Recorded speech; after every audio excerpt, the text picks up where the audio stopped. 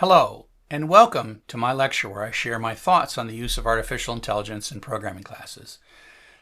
My name is Charles Severance, and I'm a professor at the University of Michigan School of Information in Ann Arbor, Michigan.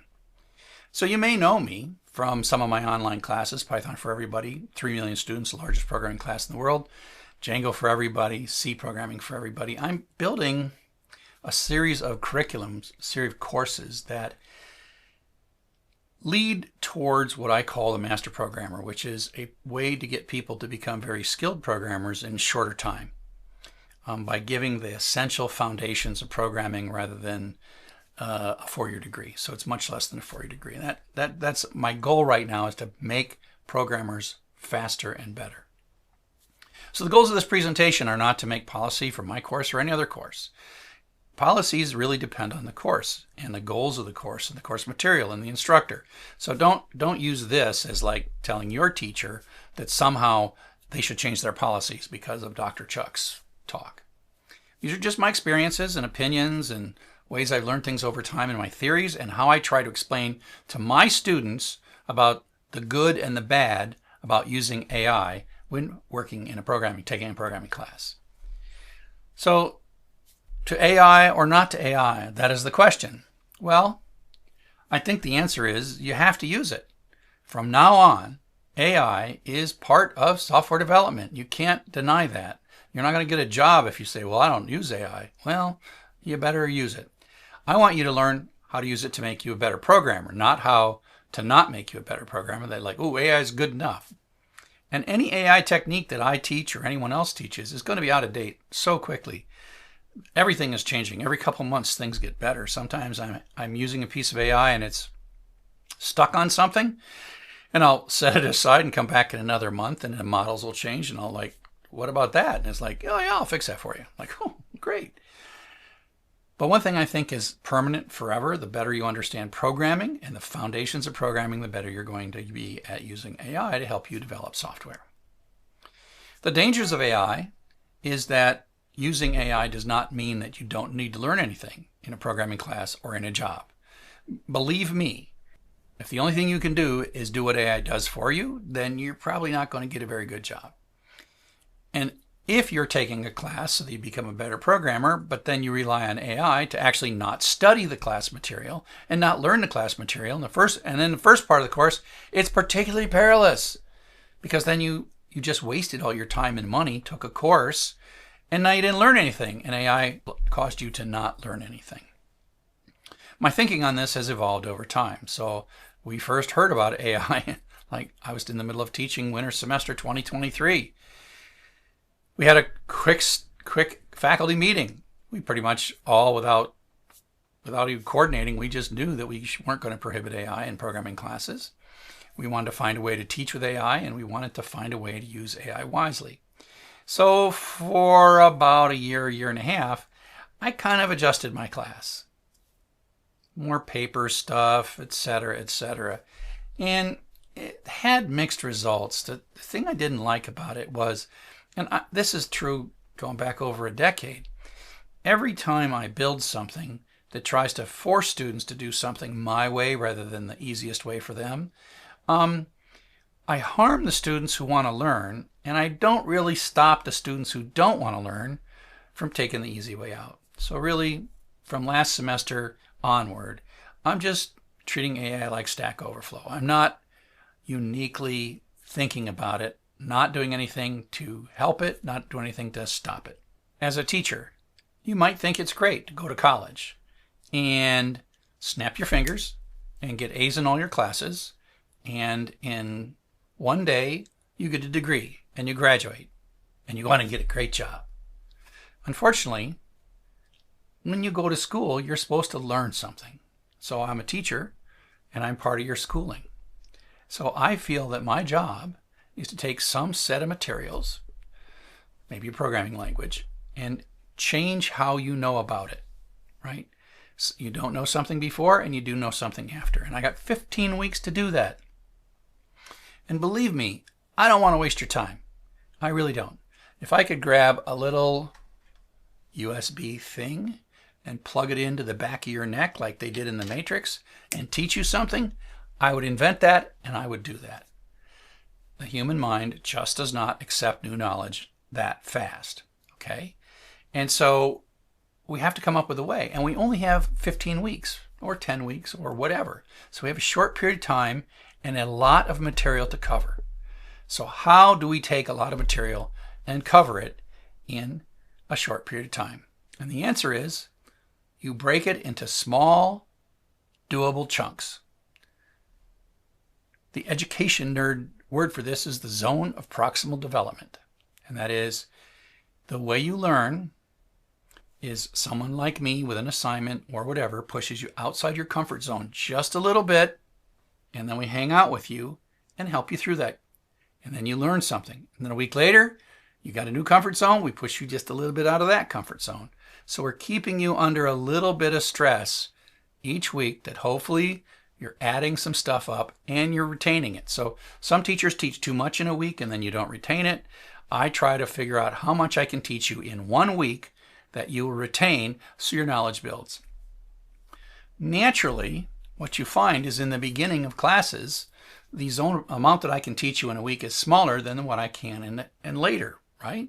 Because in the later classes, I can assume that you'd remember most of the stuff that I've already taught you in earlier classes. And this is just natural. It's how you build classes.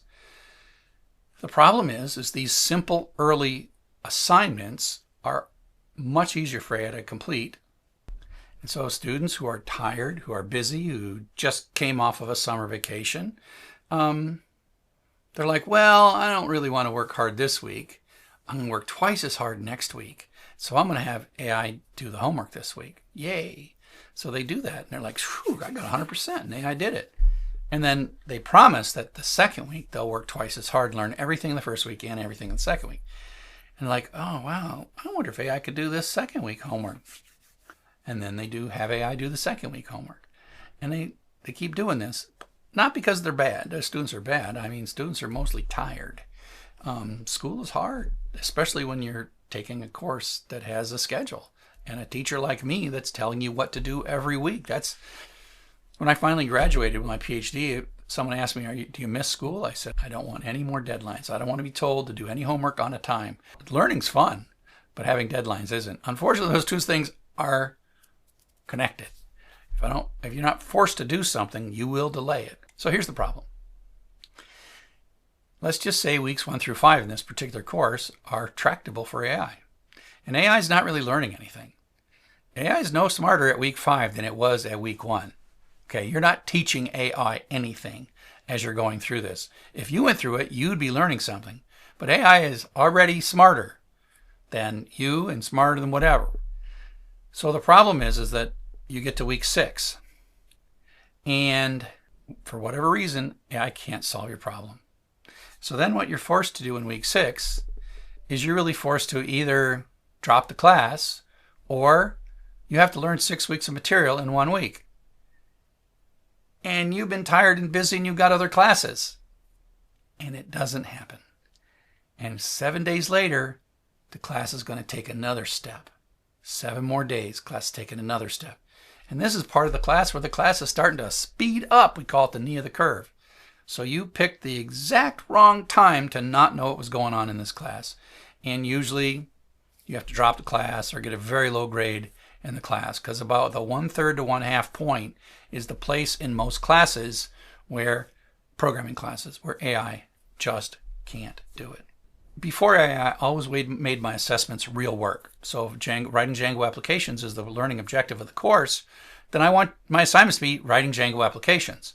And so the key thing there is if I want you to know how to do something and then use AI to do it, but you actually learn how to do it and AI makes it better for you, great. I just taught you how to use AI to solve the learning objective of my course, which you will then be able to do when you get in your job. So my assignments integrate across many sources. I mentioned I don't give you a little single paragraph that completely describes it and then grade that. No, you got to look at sample code. You got to look at some code walkthroughs and demos. I'm explaining concepts, right? So then what you got to do is you got to learn the concepts and then you got to pull from places and you got to synthesize all that together. And so the problem is that AI just wants to look at a few paragraphs and then write some code because it can't do that. Like, let's write a database application to store and retrieve autos and auto data. Well, that's not what my assignments are. My assignments are, look at this code, adapt it. Look at that code, adapt it. Look at this, read this thing, adapt it. Watch this lecture, adapt all that stuff together and synthesize it together, and then build a piece of software. Not just to solve the problem, but to solve the problem using the techniques that you saw in all the stuff that was in the class. Now, that doesn't mean that you can't give AI enough context. If you were really organized and you figured out every single asset that was in the course this week, and you could somehow feed it into AI and build AI's understanding up and said, okay, now using the stuff I just gave you, write an automobile tracking application. You might get it. It might. It's not dumb. It might. And if you are smart enough to give it enough context to solve one of my assignments, I actually kind of gain some respect for you. And my teaching assistants will sit down in a meeting and tell me, oh yeah, I feed it all into AI. I've got these 14 things in AI, and then I tell it to write the code, and poof, they probably fed the sample solution in as well. And so yeah, the AI is pretty smart at that point. So my auto graders for the software look for specific techniques, not just any old technique, but the specific techniques from the my course materials in your solution. You can't just take and argue with me. It says, you told me to write an automobile database, and I wrote an automobile database. Too bad, it didn't pass the auto grader. Another technique I have is cumulative exams.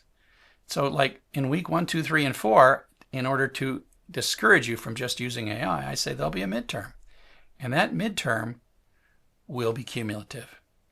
And so if you take weeks 1 through 5 plus a little bit, and you think you can do that in 1 week with AI, great, good luck with you. The exams are going to be more difficult. They are going to be potentially as difficult as weeks 1 through 5 combined. And if you know everything in week 1 through 5, they're pretty easy. But if you don't, you're not going to do it. And so I generally use about half or a little under half of my scores. Grades are calculated based on exams. And so if you get 100% on the exam assignments and you don't do well on the exams, you kind of have a 50% in the class.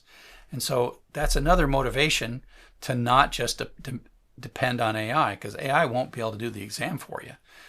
And so, I mean, I do let people do some exams online, but sometimes they're just so big that AI can't get it right, and the auto graders, like I said, are too specific. So here's my recommendations. Don't just rush to the assignments and just smash them out with AI. I understand you're tired and you don't have enough time.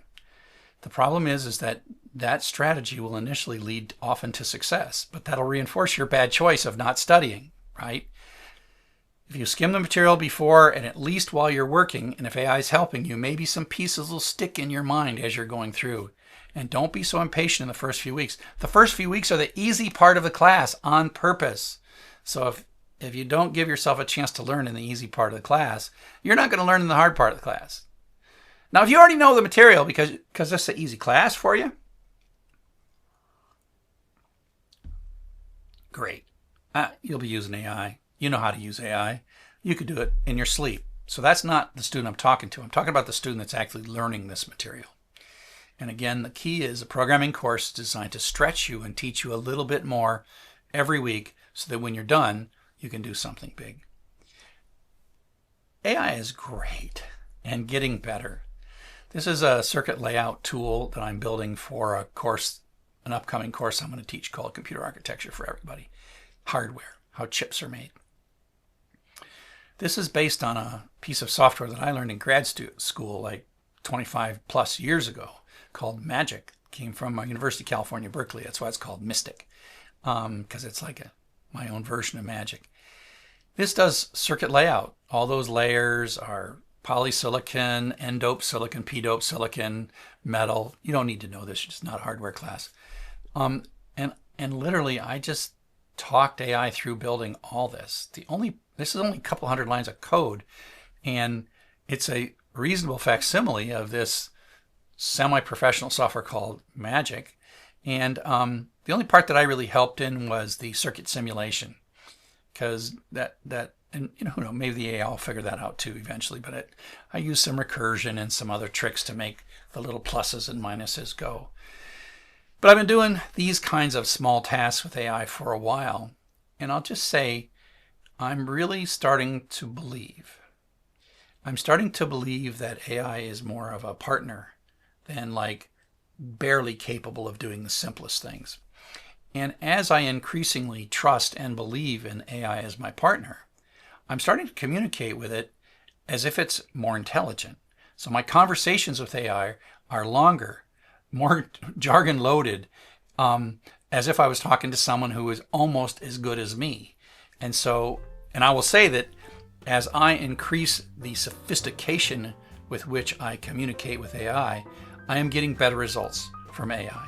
And so this goes back to, if you're good at programming and you're good at understanding problems, then your communication with AI can be at a much higher level with much more detail, and you'll get better results.